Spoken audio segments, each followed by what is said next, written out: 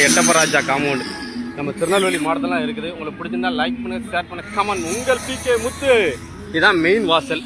இன்னும் அடுத்த வாசல் காட்டப்போகிறேன், கோட்டையும் காட்டப்போகிறேன். உங்களுக்கு பிடிச்சிருந்தா பாருங்க. இப்போ பார்த்தீங்கன்னா வேட்டையாடு விளையாடு படத்தில் வந்து கமல் சார் நடித்த இடம். இந்த இடம் பாருங்கள் எப்படி இருக்குது பாருங்களா. பாருங்கள் எவ்வளோ பெரிய மரங்கள்லாம் இருக்குங்க பாருங்கள்.